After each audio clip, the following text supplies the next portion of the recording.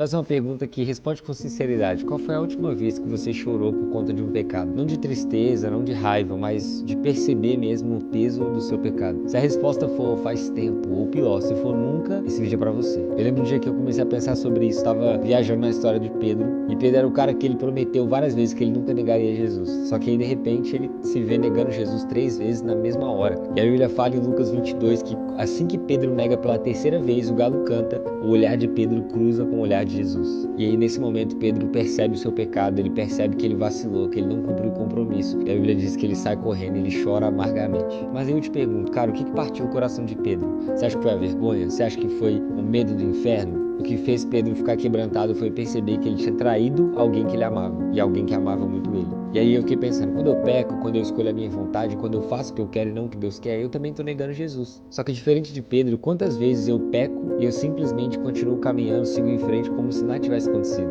O problema não é o pecado em si, porque todo mundo pecou. O problema é quando a gente peca e a gente está tão acostumado com isso que a gente nem sente mais o peso e a gravidade do pecado. Quando o pecado já não nos entristece mais, significa que algo dentro de nós endureceu, significa que nós estamos acostumados demais com o nosso pecado. E cara, isso é muito perigoso, porque um coração endurecido ele afasta a gente de Deus sem a gente nem perceber. O mesmo Pedro que negou Jesus e chorou amargamente, depois ele se torna um dos maiores pregadores da história. Ele que foi o cara que fundou a igreja, o mesmo Pedro que negou vira esse cara. Por quê? Porque ele se arrependeu de verdade. E o verdadeiro arrependimento ele gera transformação. Às vezes, cara, o que a gente precisa é se arrepender de verdade. A gente precisa chorar pelo nosso pecado. A gente precisa entender o peso do nosso pecado. A gente precisa entender a gravidade que é a gente trair o mestre que morreu por nós, que nos ama e que nós amamos ele também. Se você tá tão acostumado com o seu pecado que você não sente nada mais, seu coração tá tão distante de Deus que você não sente mais nada, tem alguma coisa errada, mano. Você precisa se arrepender, você precisa voltar a chorar pelo seu pecado. Cara, pede pra Deus um coração sensível, um coração quebrantado na presença dele. Essa tem sido a minha oração. Isso é o que eu mais tenho pedido pra Deus, ter um coração que chora, ter um coração que se entristece, ter um coração que não é acostumado com o pecado, mas um coração que sente falta da presença de Deus a ponto de chorar de saudade. Quando você chora pelo seu pecado, é um sinal de que o seu coração pertence a Deus e não ao pecado. Então que a gente possa ter esse coração sensível, que a gente possa ver uma vida de arrependimento, entendendo que a pior dor para nós não é a vergonha, não é o medo,